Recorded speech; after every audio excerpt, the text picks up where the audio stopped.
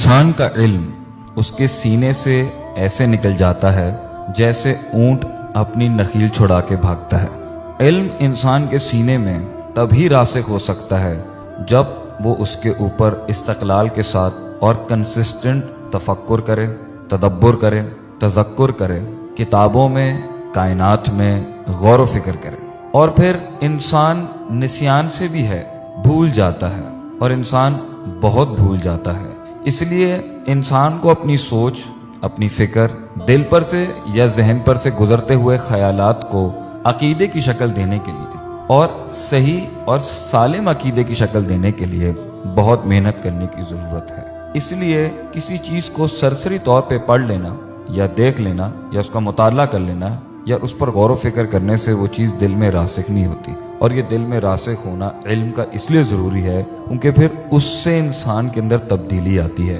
उसकी सोचों में तब्दीली आती है, उसकी जज्बात में तब्दीली आती है, उसकी अमल करने की सलाहियत के अंदर तब्दीली आती है, उसकी सोच के अंदर जो नशेब व फराज थे उसमें दवाम आना शुरू होता है, उसमें मुस्तकिल मिजाजी आना शुरू होती है, उसमें यकीन आना शुरू होता है। जब इंसान के दिल के हालात इतने सेंसिटिव हैं और इतने हसास हैं किसी भी चीज़ को लेके, तो इंसान को चाहिए था कि वो अपने खालिक के बारे में, इस ज़िंदगी के बारे में, इस दुनिया के बारे में, इस मकसद के बारे में, इसके बाद सज़ा और जज़ा के उस सिलसिले के बारे में, जन्नत के बारे में, जहन्नम के बारे में, उम्मत के बारे में, लोगों के बारे में, माजी की गुजरी हुई कौमों के हवाले से, नबी अकरम सल्लल्लाहु अलैहि वसल्लम की ज़ात के हवाले से, सहाबा किराम की ज़िंदगी के हवाले से उसे बार बार इस पर गौर व फिक्र कर करके उसे अपने दिल में रासिक करना चाहिए था। हकीकत और बातिल इसके बीच में तफरीक उसको बार बार सोच कर डालनी चाहिए थी, ताकि उसके अंदर से एक वक्त गुजरने के बाद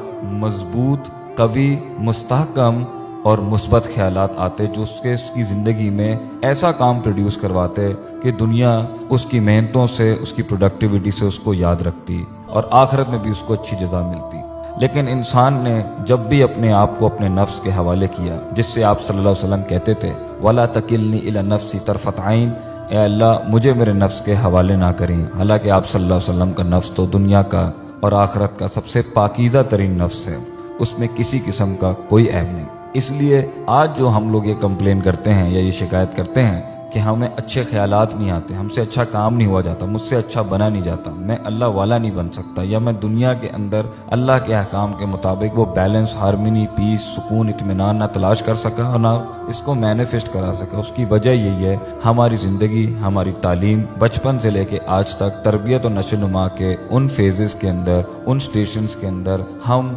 लॉस्ट, किस्लान, काहिली, सुस्ती, माजूरी और कमज़ोरी के ऐसे बाब बांधते आए हैं जिसके अंदर हमने ना अपने ऊपर गौर किया, ना खालिक पे गौर किया, ना दुनिया पे गौर किया, ना अपने मकसद पे गौर किया, ना अपनी हार पे गौर किया, ना अपनी जीत पे गौर किया, ना अपनी खुशियों पे गौर किया। और सबसे बड़ी बात जिस वजह से अल्लाह ने हमें इस दुनिया में भेजा था, जो चैलेंज शैतान ने अल्लाह को दिया था कि वला तजिदु अक्सरहुम शाकिरीन, तो इनको शुक्र गुजार नहीं पाएगा। इसलिए तो आज हमें महसूस ही नहीं होता कि हमें अपनी हर नेमत पर जो अल्लाह ने हमें दी है, सांस है, आंखें हैं, सोच हैं, दोस्त हैं, रिश्ते हैं, जिस्म है, कुव्वत गोयाई है, देखने की ताकत है, दिल धड़क रहा है, खून चल रहा है, दुनिया के अंदर पैसा भी आ रहा है, माल भी आ रहा है, दौलत भी आ रही है, औलाद भी आ रही है, और जो तकलीफ़ें भी हैं वो उतनी बड़ी नहीं है, और जो हैं वो सर पर नहीं चढ़ गई, और जो हैं वो आहिस्ता आहिस्ता कम हो रही हैं, और अगर कुछ लंबी भी हैं तो वो कम से कम हमारी सोच और फिक्र को ठीक ही कर रही हैं, हमें आजी इंकिसारी लेके आ रही हैं। हम इन सब पर इसलिए गौर व फिक्र नहीं करते क्योंकि आज हमारा नज़रिया ही ये हो चुका है कि एक जगह पर पहुँचो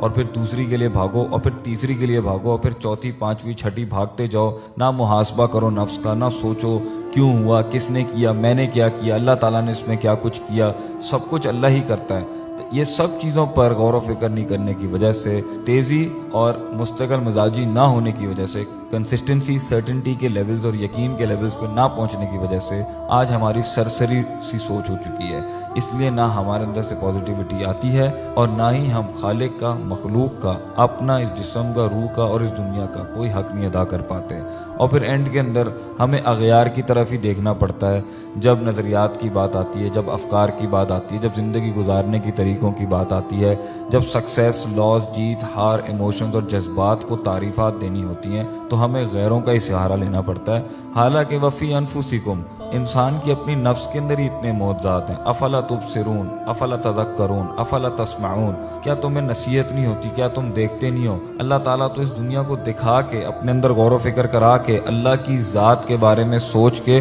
اور جس طریقے سے وہ انسان کے معاملات کریٹ کرتا ہے، اس سے انسان کو کمال تک لے کے جانا چاہتے ہیں، جہاں وہ حقیقتوں کو دیکھ سکے، باطل کو بھی پہچان سکے، حق اور باطل کی تفریق کر سکے، اس فینٹیسی سے، اس خیالی دنیا سے باہر نکلے جس میں شیطان نے اور ہماری نفس نے ہمیں الجھا کے رکھا ہوا ہے، تاکہ ہم اپنے مقصد پر آئیں، اللہ کی ذات کا اس کامل طریقے سے شکر ادا کریں جس کا اللہ تعالیٰ نے ہم کو حکم بھی دیا، جس کے لیے ہمیں تخلیق بھی کیا، اور جو شیطان کا چیلنج بھی تھا۔ اللہ تعالیٰ ہمیں اس دنیا میں غور و فکر کرنے والا، سوچنے سمجھنے والا، راسخ عقیدے والا، اور اپنی پختہ بنیادوں کے اوپر مستقل مزاجی سے کھڑے رہنے والا اور اس پر استقامت اختیار کرنے والا بنائے۔ وآخر دعوانا ان الحمدللہ رب العالمین۔